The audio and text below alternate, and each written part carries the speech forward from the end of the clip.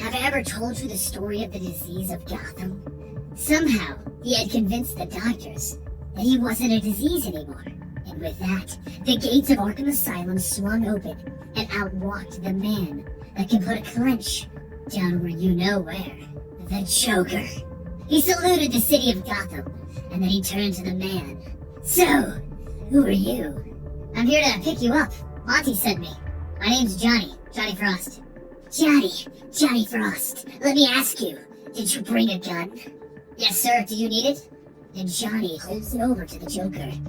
Huh? Wow, I think I like you. The two men get into Johnny's car and they begin to go back to Gotham. Joker has Johnny bring him to a place known to be a dead end for people. A place that's the Croc.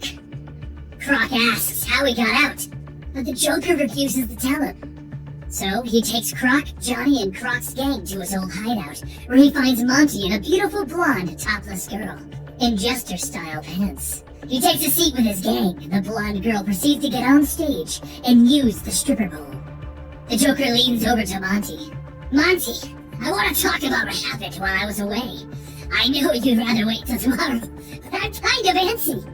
Johnny has another drink and everything begins to blur as the Joker takes Monty into the back room, and our blonde stripper puts on her mask, showing us that it's actually Harley Quinn, Joker's girl.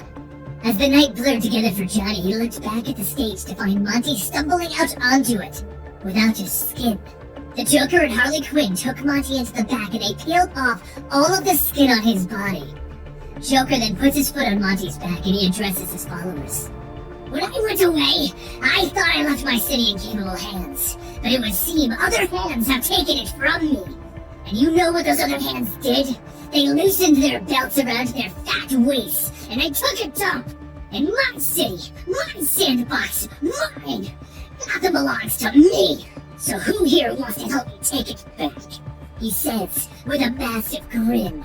The Joker is back, and Johnny knows it. Johnny wants to help the Joker. Their first stop is the bank the next day. The Joker walks in and he walks out with a bag of money. That easily. When asked how it went, he told Johnny and Harley that it went good, but it was boring. And then frowning, he throws a picture to Johnny asking him to get rid of it. But Johnny sees the bloody picture of the bank president's daughter.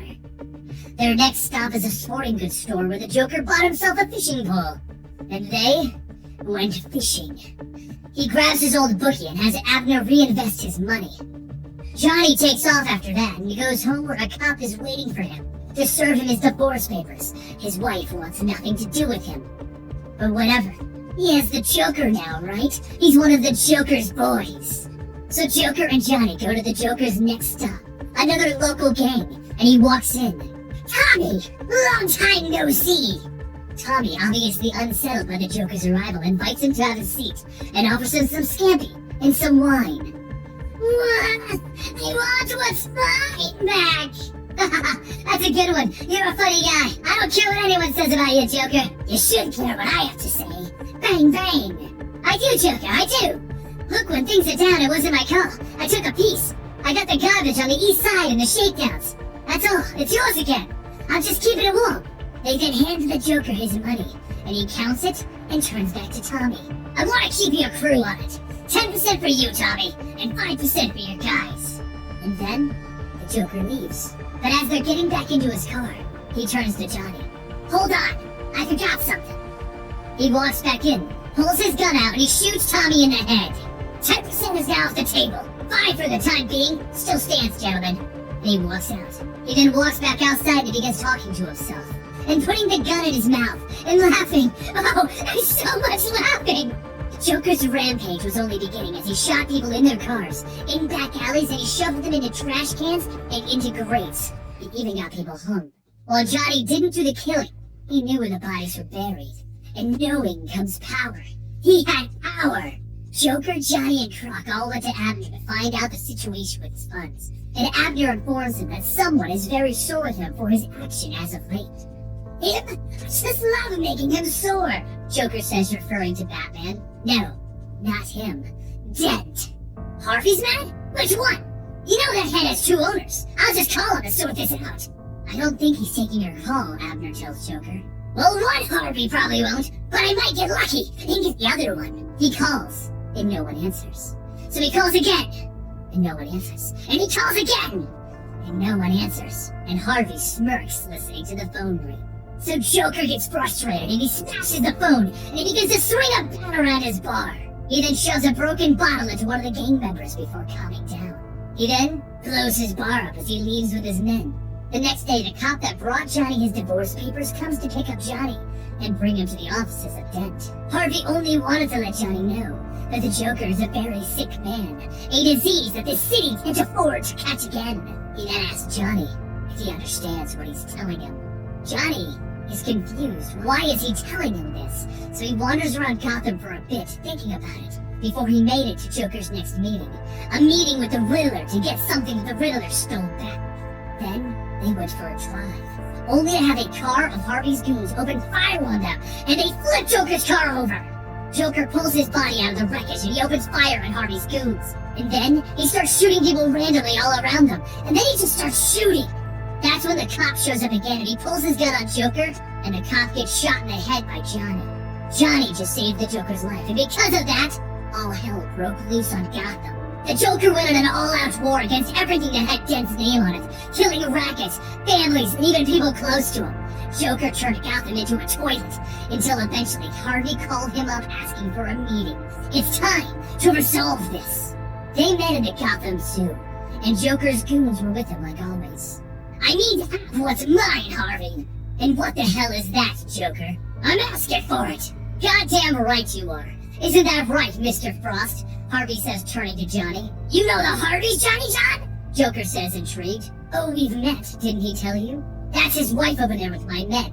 Joker then takes a swing at Harvey, with glass jammed into his fingers, allowing him to cut Harvey up. And then the gorilla nearby begins to shoot up all of Harvey's men. The gorilla then pulls its mask off, revealing that it was Harley Quinn in a costume. Joker walks over, grabs Harvey by the hair, and he holds him up. You are now my cash register. And one more thing. With that, Joker whispers sweet nothings into Harvey's ear, and he walks away. And with all of this to his back, Joker goes on another killing spree, bringing Johnny along for the ride. They kill store clerks, and even a family in their bed. Joker then relaxes to the bodies of his fallen victims. But across town, Harvey decided that it was time to get him involved, and he made his own bat signal. As Batman landed next to him, Harvey turned to him. You need to stop Joker. He said he found a way to kill one of us. Us, not you. He's gonna murder one half of Two-Face. So that night, Batman breaks into Joker's hideout to get the information out of Harley. He then ties up Croc and Joker's gang, and he tracks Joker and Johnny to the bridge of Gotham, where Joker knocks Johnny down as Batman approaches. He pulls his gun on Johnny, accusing him of being a dumb, disappointing dullard. But that's when a batarang cuts his forehead open. So he grabs Johnny and he holds the gun to his forehead. Come at me, bats! Batman stares him down. You wear your shame like a badge because you don't have the balls to pin it on, bats. Just look at you, desperate to be feared. You want to be perceived as a monster draped in black. But you leave that little window, a glimpse of the perfection underneath. Your chiseled good looks. Why do you let it be seen? Tell me why! To mock you. So the Joker shoots Johnny through the throat, and then he turns his gun to Batman. Bleeding all over the floor, he finally sees what Harvey was talking about. He's on top of the world, working for one of the biggest men in Gotham. And what does he see? Only a disease with no cure. Something that brings out the worst in everyone. No way to stop it. Just a Batman.